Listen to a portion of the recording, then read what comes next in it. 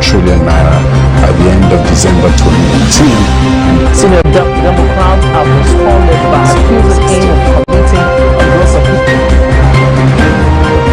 The All Progressives Congress has vowed to punish the Ogun State Governor, Ibikunle Amosun.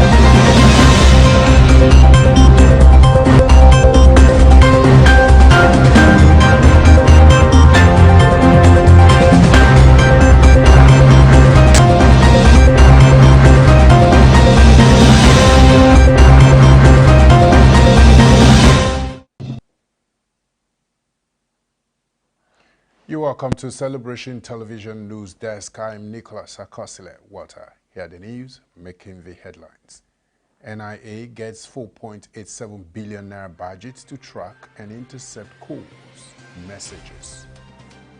Ethiopians hope for peace and economic stability as Prime Minister Abiy Ahmed wins elections. Thousands rally against government in Cuba. Senate limits fuel imports to Dangote and other refiners. Italy beats England 3-2 on penalties in Euro 2020 final. Please stay with us as we bring you details of the news after this very short break.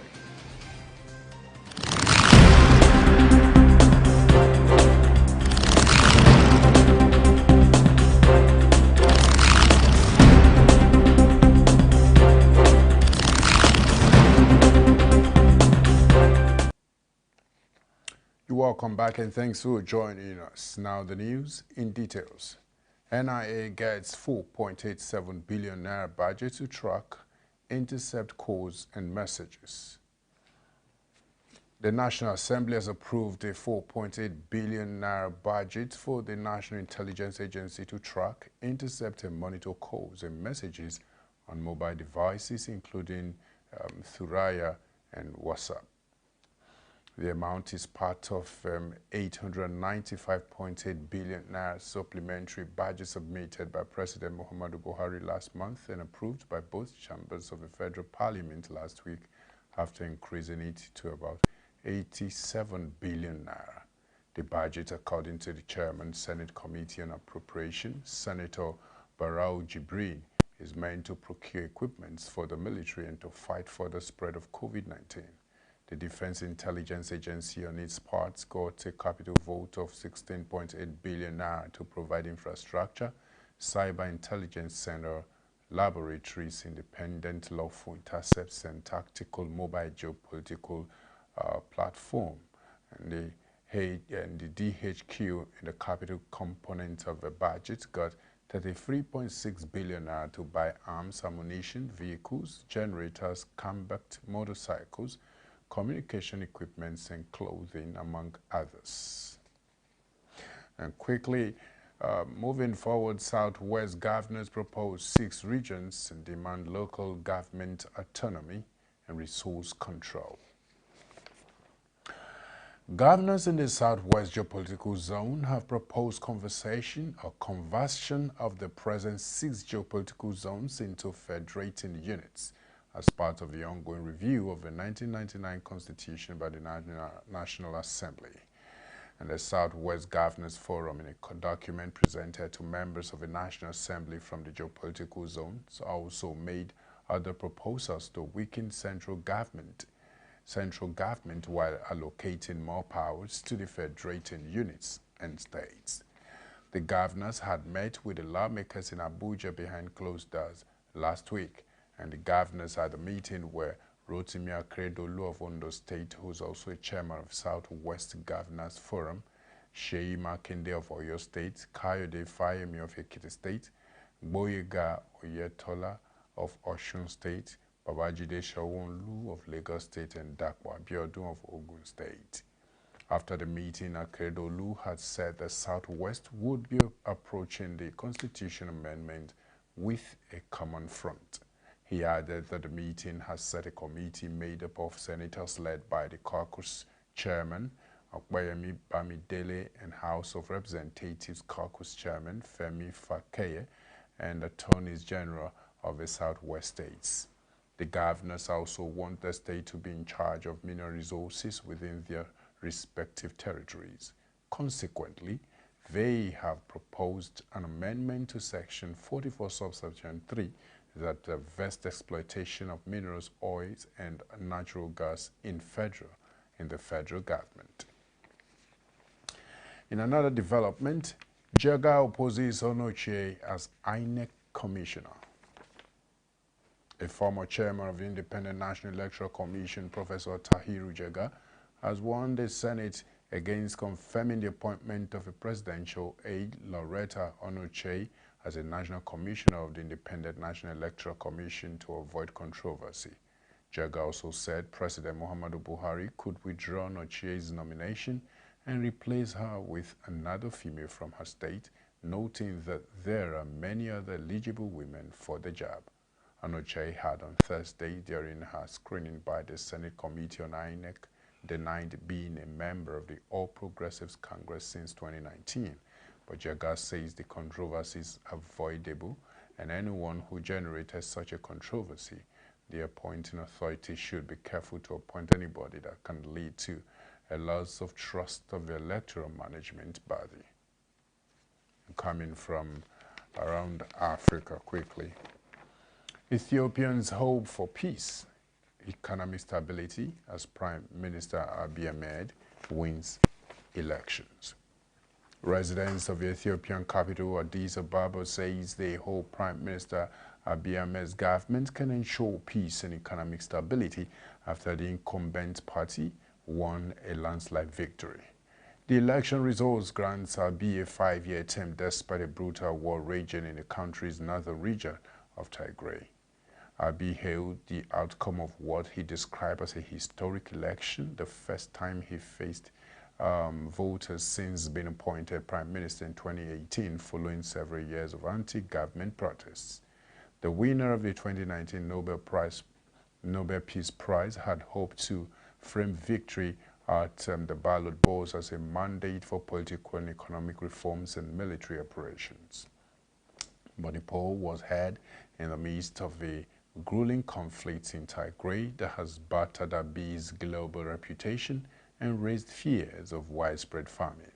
His Prosperity Party won 410 seats in the federal parliament out of 436 where elections were held, according to results issued by the National Electoral Board of Ethiopia, which said there would be a return in 10 constituencies, and the figures showed opposition parties and independent candidates won a small number of seats. The vote was meant to affirm a promised democratic revival in Africa's second most populous nation, with Abiy vowing a clean break with repression that tarnished past electoral cycles.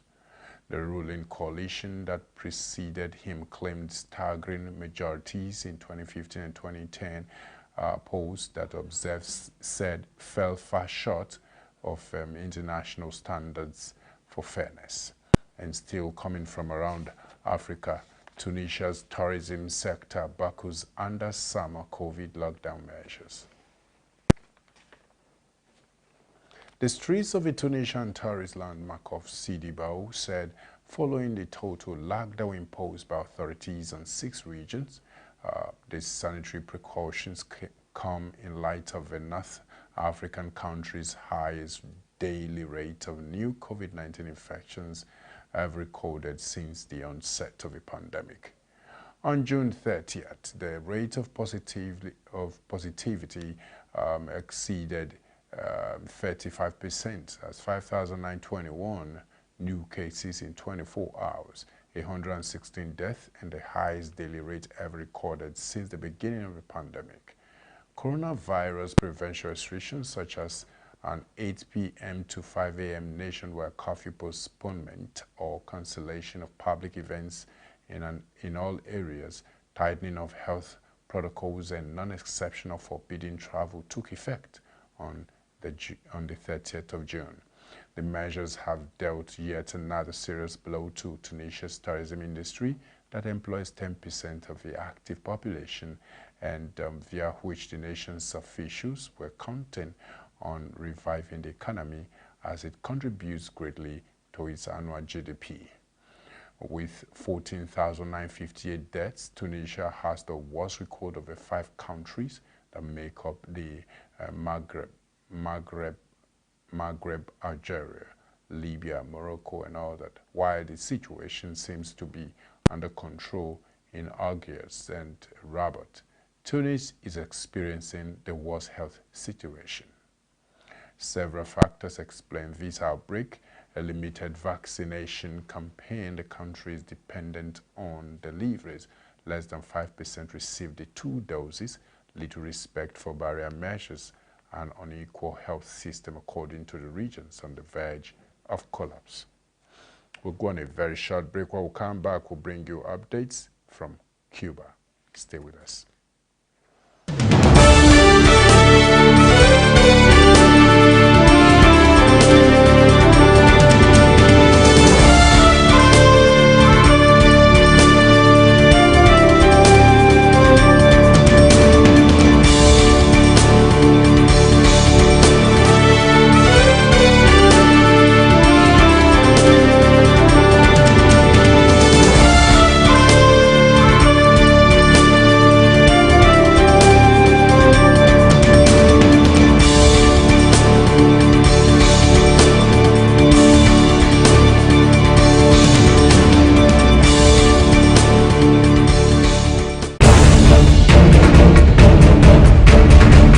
Abundant grace available for the hungry soul.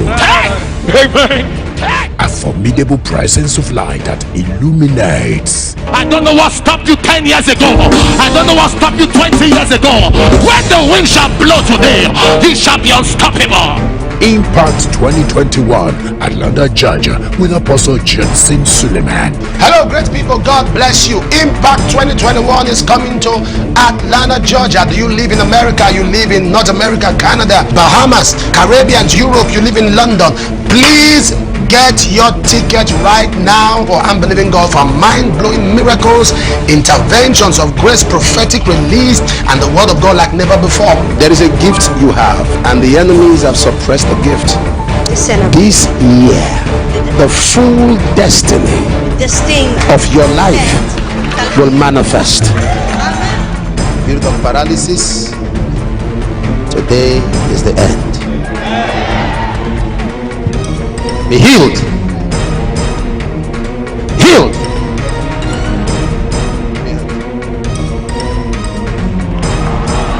Hallelujah.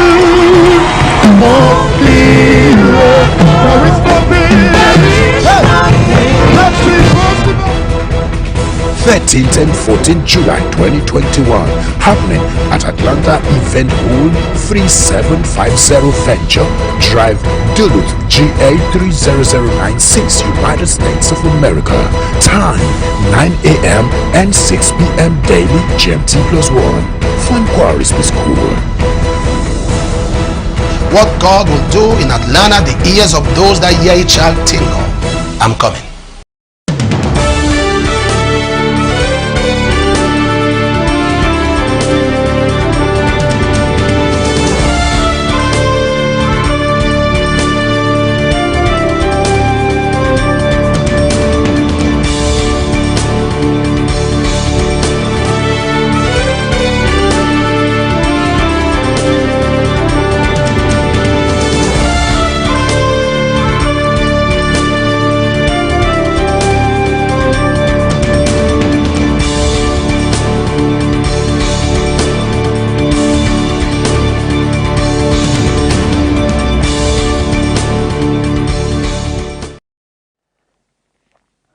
Welcome back, and our updates from Cuba.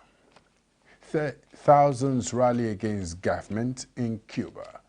Thousands of Cubans have joined the biggest protest for decades against the island's communist government.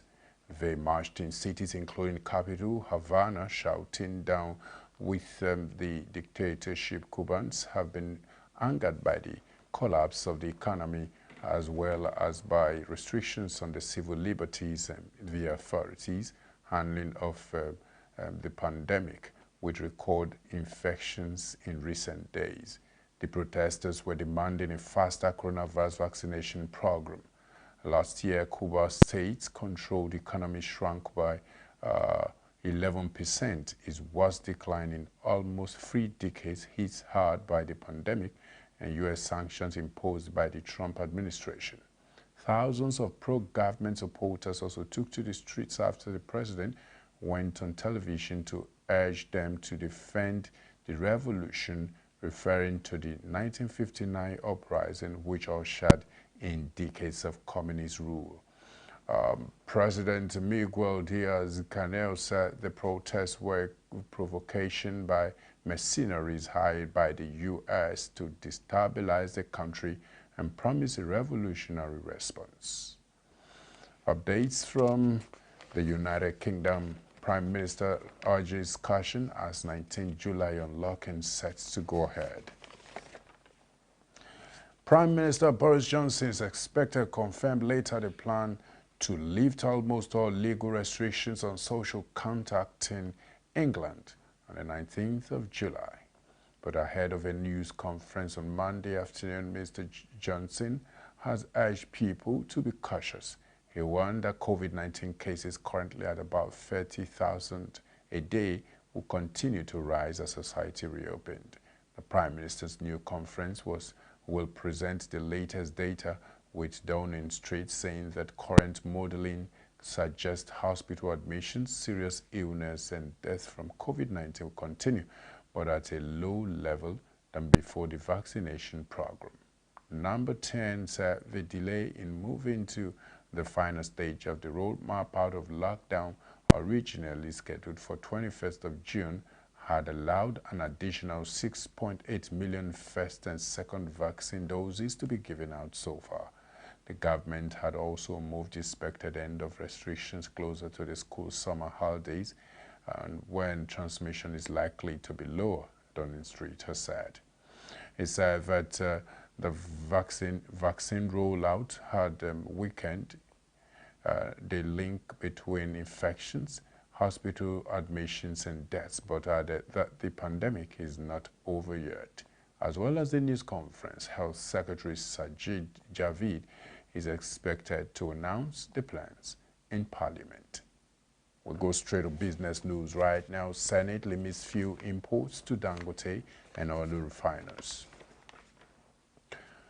If the new provision in fuel imports inserted by the Senate in the petrol industry bill is adopted by the House of Representatives and the President, only active refinery license holders will be allowed to import petroleum products into the country when the bill becomes a law. Companies holding refining licenses in the country include Dangote Oil Refinery Company, Watersmiths Refining and Petrochemical Company Limited, Allpark Refineries, Niger Delta Petrol Resources, Boa Refinery and Petrochemicals, as well as Edo Refinery and Petrochemical Company Limited. Under the DSDP scheme, which was introduced by the NNPC in 2016, selected companies allocated crude supplies in exchange for the delivery of an equal value of petrol and other refined products to the corporation. The President of the Senate, Ahmad Lawan, had last Tuesday named a 7-member committee to harmonize the different versions of a PIB recently passed by both chambers of the National Assembly, after which it will be sent to President Muhammadu Buhari for his assent. And still on business news, foreign investors' their interest in Nigeria declines by 27.5%. Nigeria received about $8.4 billion investment announcement as at 4th of March 2021, out of which $5.46 billion was pledged by foreign investors. The remaining $2.08 billion was promised by domestic investors. Statistics obtained from the Nigeria Investment Promotion Commission has shown. The sum pledged by foreign investors in the first quarter of 2021 is 27.5% lower than the $7.54 billion foreign investment announcement recorded by the NIPC in the preceding quarter. However, the first quarter foreign investment profile was 36.5% higher than the $4.02 billion reported in the corresponding period in 2020, but was 56.6% lower than the $12.6 billion recorded in the same period in 2019. Investors from the three countries pledged $1.40 billion, $0.24 billion and $0.08 billion respectively, while other investors from undisclosed countries pledged to invest $3.74 billion in Nigeria's economy. The report revealed that Bayelsa and Delta states were the top investment destinations during the period, followed by Akwa Ibom and Lagos State. We'll go on a short break. When we'll come back, we'll bring you fascinating sport news. I'm sure you will like it. Stay with us.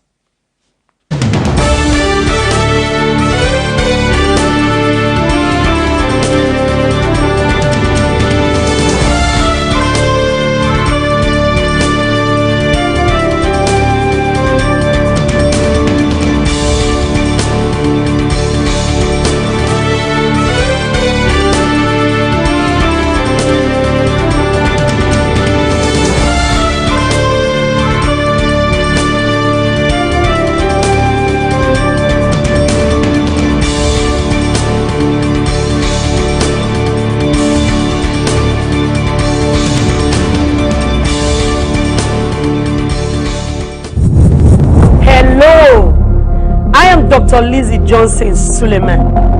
Miracles are what you cannot do, I cannot do, but God can do.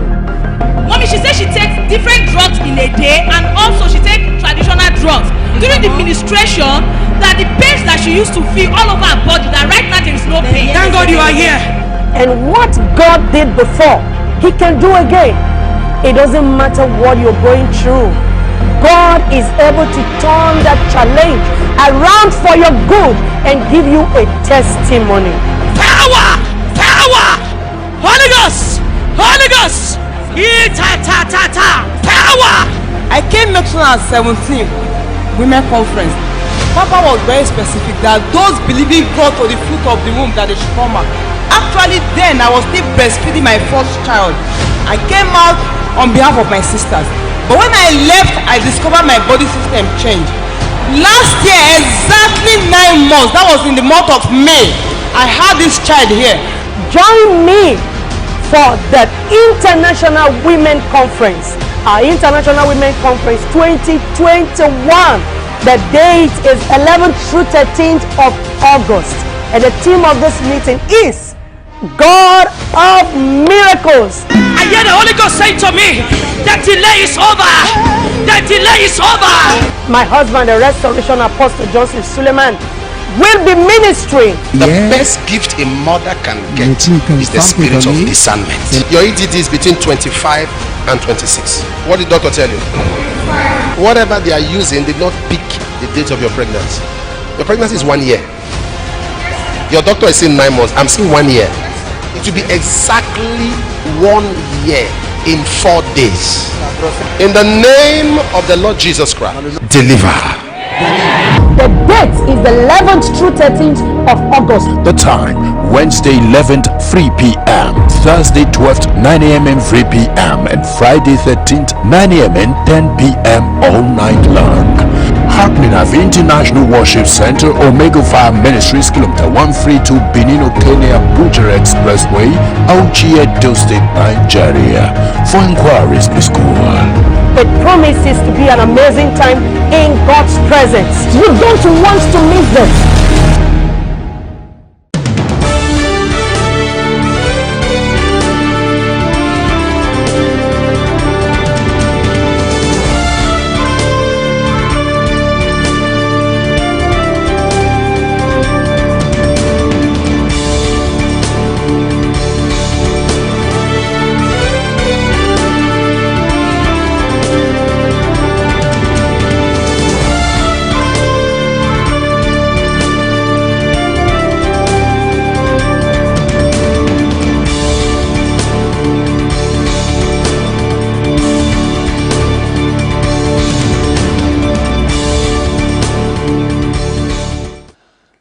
Thanks for staying with us. And on sports news, Italy beats England 3-2 on penalties in Euro 2020 final. Italy inflicted more penalty heartache on England to win Sunday's Euro 2020 final 3-2 in a shootout. Bukayo Saka missing the decisive kick to deny the host after the game at Wembley had ended in a draining 1-1 draw through extra time. Saka's kick was repaired by Gianluigi Donnarumma to give Italy the Henry Delunaia trophy for the second time at the end of a shootout in which England scored their first 2 penalties, but then saw Marcus Rashford and Jadon Sancho also fail. Jorginho could have won it for Italy, only for his penalty to be saved by Jordan Pickford, giving renewed hope to the England supporters who had earlier created a febrile atmosphere, with their team looking set to run away with this final. With no further scoring, these were the first European Championship final to be decided on penalties since 1976. It is more penalty agony for England, whose list of previous shootout exists included losing to Italy at Euro 2012 as well as in the Euro 96 semi-finals against Germany when Southgate missed the crucial kick. While their 55-year wait to win another major international title goes on, Italy's own particular half-century of hope is over.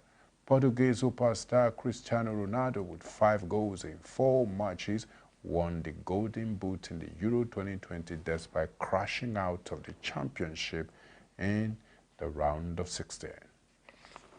Quickly, in another sports news, Anna van der Breggen wins Giro d'Italia 2021 for 4th time.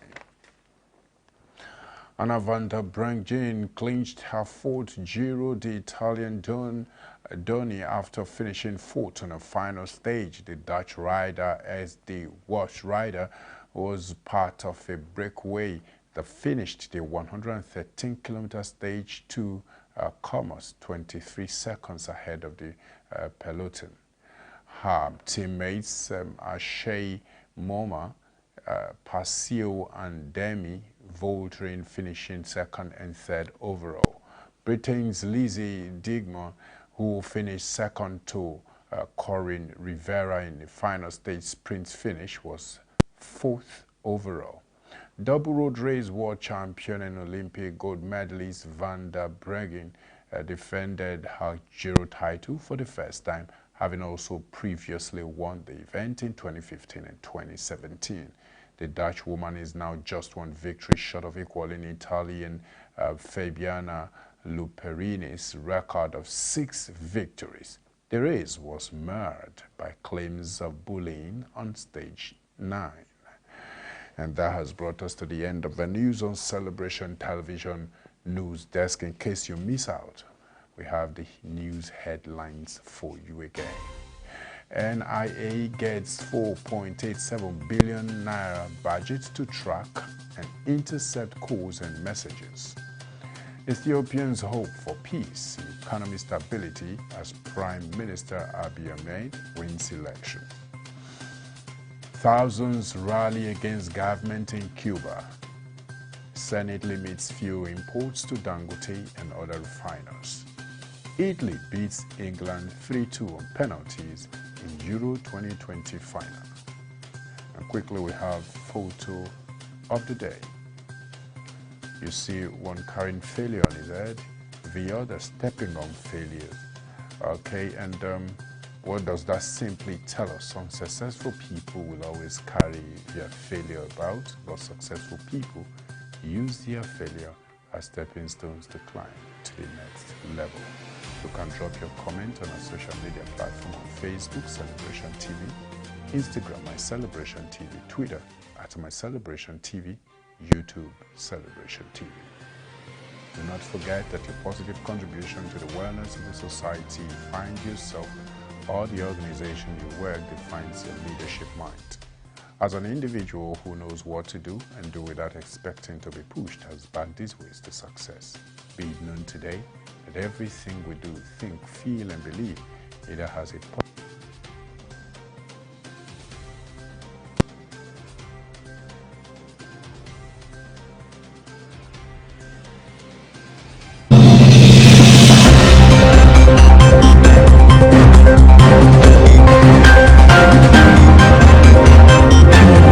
to 15.7 trillion naira at the end of December 2019. Senior Democrats have responded by accusing him of committing aggressive. The All Progressives Congress has vowed to punish the